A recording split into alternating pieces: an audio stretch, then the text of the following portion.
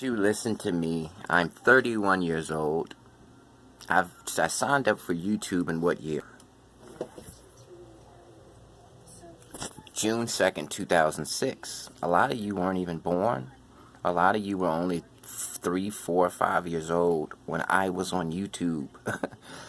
So I've got a big head start on you, right?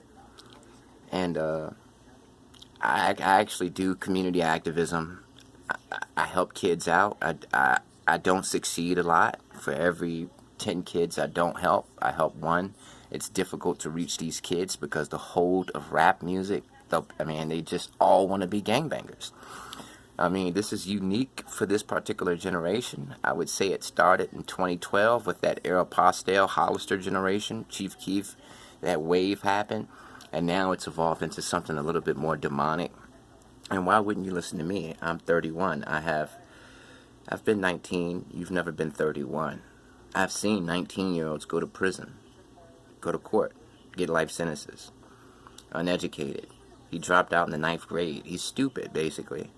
And he has to get intelligent in prison. He has to learn how to become intelligent and make up for all the lost time, because when he was in the streets, he wasn't focused on learning.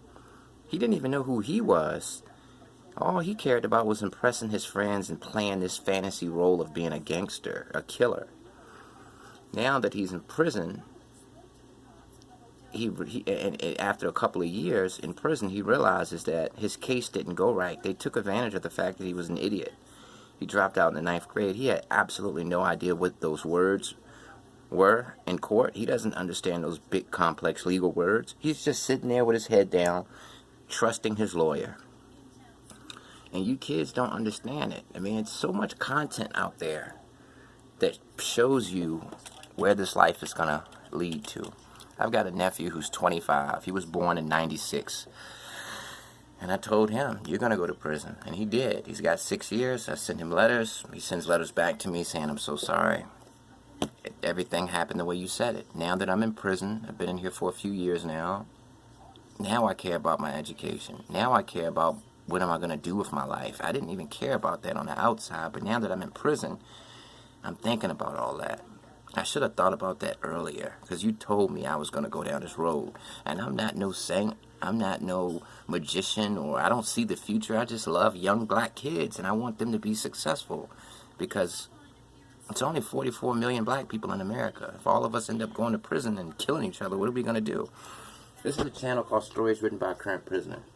Every single video is of a lifer doing life. And yes, they're allowed to talk about their prison experiences, because the reality is most lifers eventually go to SNY, or protective custody, because they don't want to live the gang lifestyle in prison as old men. They want to relax and have a nice routine in prison. What little bit of happiness they can find, they want that. They don't want to be having some kid, some dope fiend on a yard tell them who to go stab and stuff like that. Because, yeah, the people who run the yards are drug addicts. And they just don't want that. And your mom's going to die when you're in prison. Your grandma, your father, if your dad's in your life, your whole family's going to die in prison. But if you want to be a shooter, go down that road. Do it. Even though you've got all of these examples of people who went down that road, you got channels on YouTube of people who are doing life, calling on the phone to Tony, who runs the channel, telling him, look, I was like you. I was wild. I was reckless. Now my mom has cancer, and I can't do nothing about it because I'm in prison. And most of y'all young boys live with your mama. That your mom is the only family member that loves you. Everybody, your dad might have abandoned you. And so you know that you love your mom, and you don't want that to happen. So why are you doing this to yourself? Peace, man. You need to care about you.